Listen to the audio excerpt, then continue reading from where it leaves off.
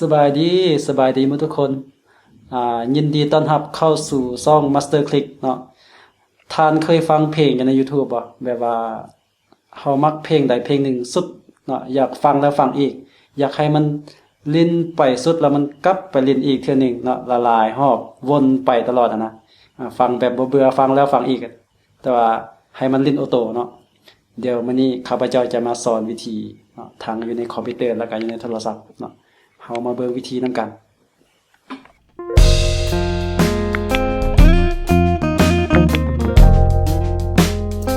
เอาทำอิฐเฮามา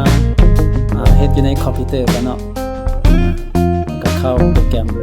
ลินอินเทอร์เน็ตเข้าไปแล้วก็เข้าไปเว็บไซต์ YouTube www.youtube.com เนาะซึ่งข้าพเจ้าได้เข้ามาแล้วหลังจากเข้ามาแล้วก็เลือกเพลงที่เราต้องการฟังเนาะว่าเพลงใดที่เรามักแล้วอยากฟังให้มันฟังสุดแล้วก็กลับไปเล่นอีกฟังแบบบ่จำเป็นต้องไปกดฟังเทื่อเดียวแล้วก็ใส่สายเบาฟังอย่างเดียวเนาะเอามาเลือกเพลงตัวอย่างว่าเอาเลือกเพลงนี้ซะเลือกแล้วนะกดเข้าไป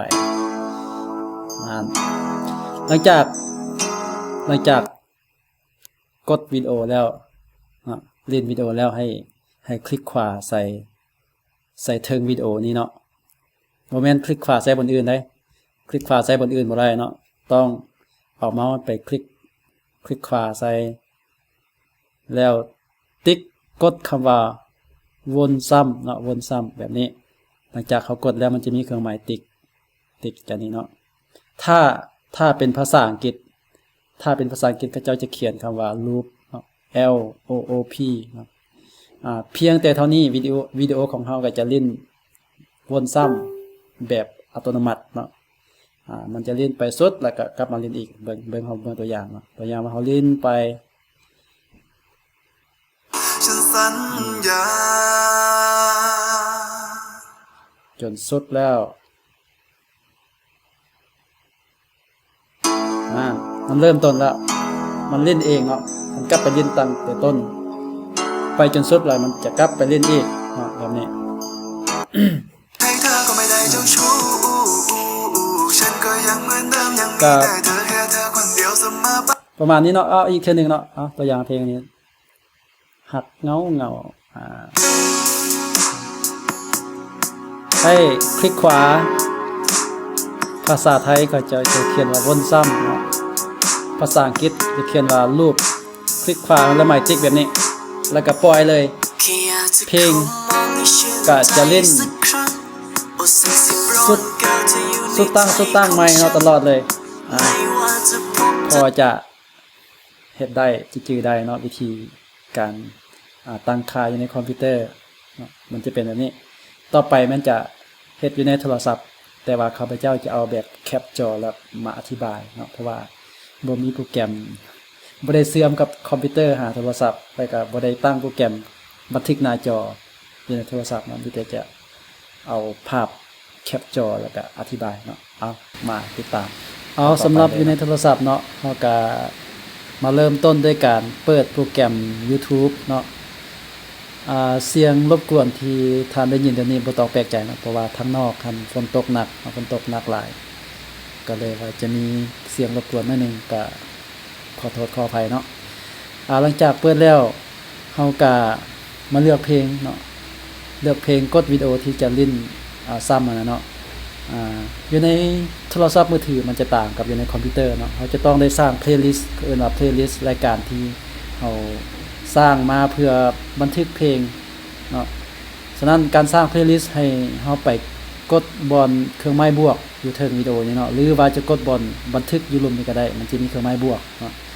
กดเพื่อสร้างเพลย์ลิสต์หลังจากกดเครื่องไม้บวกแล้วหรือว่าบอลบันทึกแล้วก็จะเห็นแบบนี้เนาะรายการจะเห็นนั่นเพลย์ลิสต์ที่เราเคยสร้างมาเนาะถ้าว่าต้องการสร้างใหม่ก็กดบอลเพลย์ลิสต์ใหม่เนาะหลังจากกดเพลย์ลิสต์ใหม่แล้วก็จะมาในหน้าต่างตัวนี้ให้เรากำหนดชื่อของเพลย์ลิสต์บอลนี้เนาะเขียนชื่อใส่เขียนชื่ออีกอย่างก็ได้ตามใจของเราเนาะหลังจากเขียนชื่อแล้วเนาะ หลังจากเขียนสื่อแล้วให้มาเบิ่งบนนี้เนาะบอนความเป็นส่วนตัวเราก็สามารถเลือกได้ว่าจะเป็นแบบส่วนตัวบ่หรือว่าจะเป็นแบบสาธารณะหรือว่าอื่นเนาะมี3ตัวเลือกตัวอย่างว่า playlist นี้อยากให้คนอื่นฮู้นำเราก็จะเลือกเป็นสาธารณะหรือว่าบ่อยากให้คนอื่นฮู้อยากฟังคนเดียวก็เลือกเป็นส่วนบุคคลเนาะหลังจากเลือกความเป็นส่วนตัวแล้วหรือว่ากำหนดเนาะแล้วให้กดคำว่าสร้างเนาะเพื่อสร้าง playlist ใหม่เนาะกดสร้างแล้ววิดีโอของเราก็จะเข้าไปบรรจุเข้าไปบันทึกอยู่ใน playlist ที่เราสร้างเมื่อกี้นี้เนาะหลังจากนั้นให้เราเลื่อนลงมาเนาะเลื่อนวิดีโอลงมาให้เป็นลักษณะแบบนี้เนาะแล้วเขาจะเห็นคำว่าคลังวิดีโอเนาะอยู่นี่อยู่มุมทางขวามือสุดนี่เนาะทางมุมกดใส่เลยกดคลังวิดีโอเลยเนาะหลังจากนั้นให้เราเลื่อนขึ้นเนาะเพื่อสอบหาชื่อของ playlist ที่เราสร้างมาเมื่อกี้นั้นเนาะเราก็จะเห็นชื่อเมื่อกี้นี้เนาะเพลงค่อยมักก็กดใส่หลังจากกดใส่แล้วจะเห็นวิดีโอที่เราบันทึกเมื่อกี้นั้นก็กดใส่ลิ้นเลยเนาะกดใส่บอลสีแดงนี่เนาะเพื่อลิ้นหลังจากเล่นให้กดใส่บอลนี้บอลลูกศรตัวนี้บอลลูกศรอยู่ในแถบของ playlist เพลงค่อยมักเฮาก็จะเห็นตัวนี้เนาะตัวมันเป็นรูป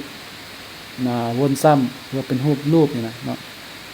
ให้กดใส่เนาะให้กดใส่รูปตัวนี้หลังจากกดใส่แล้วก็สำเร็จในการตั้งค่าให้ในโทรศัพท์มีขั้นตอนยุ่งยากนิดนึงแต่ก็ถ้าว่าเขาต้องการเล่นแบบคือว่าเนาะเล่นเพลงเดียวซ้ำไปตลอดก็จะต้องเฮ็ดแบบนี้เนาะมันจะต่างกับอยู่ในคอมพิวเตอร์ในโทรศัพท์ต้องได้สร้าง playlist แบบนี้เนาะสร้าง playlist แล้วก็เอาเพลงนั้นไปเข้าใน playlist อยู่ใน playlist เราสามารถเอาเพลงละหลายเพลงเข้าได้เนาะตัวอย่างว่าหลายกว่า1เพลงเราก็อยากเล่นตัวใดให้มันซ้ำก็สามารถกดได้เนาะเอาก็จะมีแต่สำนี้เนาะขอบใจสำหรับใครที่เข้ามาติดตามรับชมถ้ามักบทเรียนหรือว่าวิดีโอแนวแบบนี้เนาะก็อย่าลืมกดติดตามกดกระดิ่งพร้อมเนาะเพื่อจะได้แจ้งเตือนให้ทานทุกครั้งเวลาที่ลงวิดีโอใหม่ๆเนาะนอกจากนี้ก็ยังจะมีวิดีโออื่นเกี่ยวกับการตัดต่อวิดีโอความรู้พื้นฐานเกี่ยวกับการตัดต่อวิดีโอแล้วก็บทเรียนต่างๆเกี่ยวกับการสร้าง YouTube ใครอยากเป็นยูทูบเบอร์ก็สามารถกดติดตามซองตัวนี้ไว้เนาะซอง Master Click ขอบใจอีกทีหนึ่งเนาะสบายดี